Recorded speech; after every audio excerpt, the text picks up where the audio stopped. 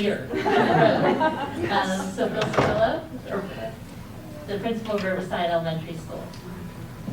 Thank you.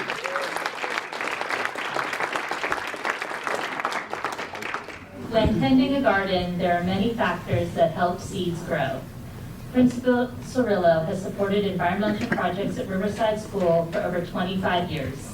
According to one parent, he does this by, quote, continually encouraging staff, students, and parents to dream big. Aside from a thriving garden that serves as a model for schools across the state, the school hosts the annual Healthy Children, Healthy Planet Fair for the community, which raises funds to support educational programs in the garden. Principal Cirullo continues to open the door to innovation and sustainable behavior. It is with great admiration that we present Mr. Cirullo an award tonight for his distinguished service with regard to sustainability. Thank you.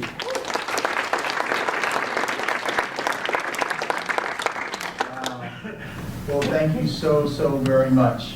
This is a wonderful evening for me and for certainly all of us.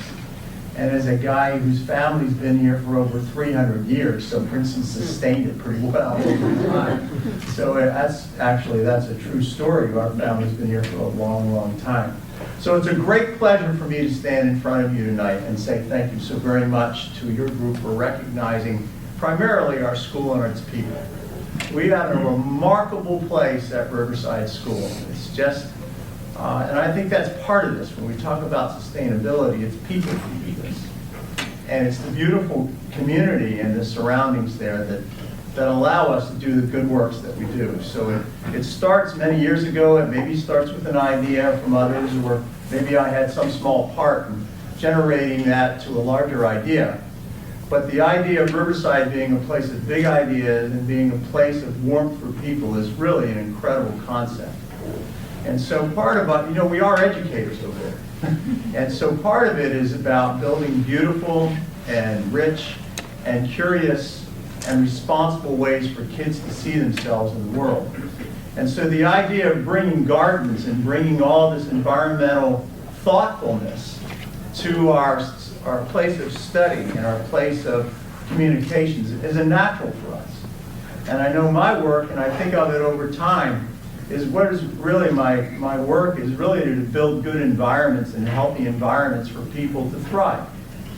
Whether or not it's in an educational setting inside that classroom or it's an educational setting outside that classroom. So we embrace that in our school, and we found so many wonderful ways in which to kind of connect ourselves to one another, and as a result of connecting ourselves to one another, we've developed these beautiful grounds and beautiful school, and more than that, these children that think of their responsibilities with regard to the environment and regard to one another. And I know Anthony's sitting over there, and I know Anthony was part of an orchid club that I started a number of years ago. And I just got this passion for orchids many years ago and started thinking, well, how in the world am I going to be able to grow these? Because everybody scared me to death about growing orchids.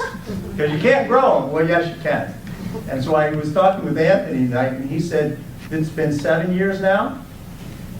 7 or 8 years? His orchid is still growing.